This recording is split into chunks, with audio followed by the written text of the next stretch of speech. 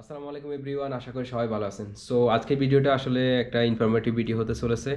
তো বিশেষ করে যারা সৌদি আরব থেকে আমেরিকার ভিসার জন্য বর্তমানে অ্যাপ্লাই করতে চাইতেছেন, বা আপনাদের আসলে অ্যাপ্লাই করা উচিত কিনা, বা কারা অ্যাপ্লাই করা উচিত, কারা অ্যাপ্লাই করা উচিত না, এবং বর্তমানে কিন্তু রিজেক্টের হার খুবই বেশি, অনেকেই রিজেক্ট হইতেছে। সো আসলে ভিসা রিজেক্ট হওয়ার কারণগুলো কী কী সেটা নিয়ে আলোচনা করব। প্রথম কথা হচ্ছে, আপনারা যে কেউ অ্যাপ্লাই করতে পারবেন, বা যে কোনো প্রফেশন থেকে অ্যাপ্লাই করা যায়, অ্যাপ্লাই যে কেউ করে দিতে পারবে, অথবা আপনি নিজে অ্যাপ্লাই করতে পারবেন। কিন্তু যদি আপনি অ্যাপ্লাই করার পরেও যে সঠিক আপনার ডকুমেন্টগুলো বা সঠিক আপনি গাইডলাইন নিয়ে যদি আপনি না দাঁড়ান এম্বাসিতে, আলটিমেটলি আপনি ভিসা রিফিউজ হবে এবং রিজেক্ট হবে, এবং এবং এটা আমাদের দেশের একটা রেপুটেশন খারাপ করবে, বা বর্তমানে করতেছেও। ভিডিও দেখে বা অনেকেই নিজে নিজে অ্যাপ্লাই করতেছে, কিন্তু সমস্যাটা হচ্ছে আলটিমেটলি তারা রিজেক্ট হইতেছে। আমাকে অনেকে ফোন করতেছে, ভাই রিজেক্ট হইতেছি বা এই সমস্যা। কারণ সমস্যাটা হচ্ছে আমরা আসলে অনেকেই বলতেছি যে ইউএস ভিসার জন্য আসলে কোনো ডকুমেন্টের প্রয়োজন হয় না, কিন্তু এটা আসলে পুরোপুরি সত্য না। কারণ এখানে দেখেন, আপনার যদি কোনো কয়েকটা দেশ ভিজিট করা থাকে, সেক্ষেত্রে ওরা আপনার থেকে তেমন কোনো ডকুমেন্ট চায় না, কারণ তারা ভেবে নেয় যে সে আগে প্রিভিয়াসলি কয়েক দেশ গেছে, তার কাছে যে অ্যাবিলিটি আছে সে ভিজিট করতে পারবে। আর আপনার যদি সাদা পাসপোর্ট হয়, তাহলে দুইটা সিচুয়েশন হতে পারে এখানে। প্রথমত হচ্ছে যে তারা হয়তো ভেবে নিতে পারে, ভিসা না দেওয়ার খেয়াল থাকলে তারা আপনার থেকে কোনো ডকুমেন্ট চাইবে না, আপনাকে বা কয়েকটা প্রশ্ন করে রিফিউজ করে দিবে, আপনার প্রোফাইলটা দেখে, আপনার সাদা পাসপোর্ট বা যে কোনো হোয়াট এভার যে কোনো কারণ হতে পারে। আর দ্বিতীয়ত আরেকটা, আপনাকে ভিসা দেওয়ার খেয়াল থাকলে আপনাদের থেকে তারা কোনো ব্যাঙ্ক স্টেটমেন্ট অথবা আপনার জব লেটার এনওসি চাইয়ে বসতে পারে। তো এই কারণে আপনারা সঠিক প্রস্তুতি এবং সঠিক ডকুমেন্ট নিয়ে আপনাদেরকে মাস্ট যেতে হবে।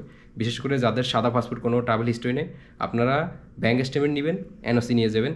যদি এবং অন্যান্য যেগুলো আছে, হোটেল বুকিং, ফ্লাইট বুকিং, তারপরে সম্পূর্ণ ডকুমেন্টস আপনারা নিয়ে যাবেন।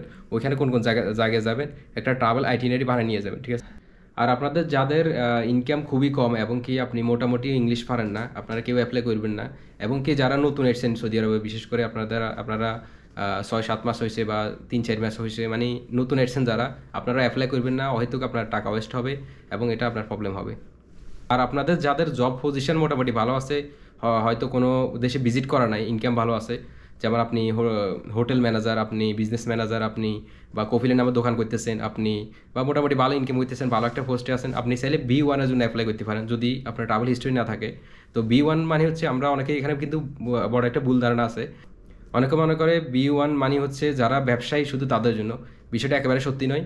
B1 হচ্ছে, আপনি ওখানে কোনো কনফারেন্সে যাবেন, আপনি কোনো ট্রেড শোতে যাবেন, আপনি ওইখানে কোনো মেলাতে যাবেন, আপনি ইউএস থেকে একটা প্রোডাক্ট ইনভেন্ট করবেন, আপনি ওইখানে কোনো সাপ্লায়ারের সাথে ডিল করবেন, আপনি হয়তোবা বিয়ে বা অনলাইনে সেল করতেছেন অথবা অফলাইনে সেল করতেছেন, যেটাই হোক, আপনি ওইখানে কোনো বিজনেস অ্যাক্টিভিটি অথবা যে কোনো কারণে যাইতে পারেন। আপনি কোনো একটা কোম্পানির এমপ্লয় হয়েও আপনি B1-এর জন্য যাইতে পারেন। আপনি আপনার কফিল বা মসাসার লোক হয়েও আপনি যেতে পারেন। আপনি যে কোনো প্রফেশন থেকে B1-এর জন্য আপনি অ্যাপ্লাই করতে পারেন। আর B1-এর জন্য অ্যাপ্লাই করতে হলে আপনাকে ওইখান থেকে একটা ইনভিটেশন আনাতে হবে, অথবা ওইখানকার কোনো শোর জন্য আপনাকে টিকিট বুক করতে হবে। তো এই ক্ষেত্রে আপনি যদি না পারেন, আপনি আমার সহযোগিতা নিতে পারেন, অ্যাজ এ সার্ভিস হিসেবে আমি আপনাকে করে দিতে পারবো। তবে এই ক্ষেত্রে কিছু আপনার বাড়তি এক্সট্রা খরচ হবে B1-এর ক্ষেত্রে। তো এখন আসা যাক, মূলত আসলে রিফিউজ হওয়ার কারণগুলো কী কী।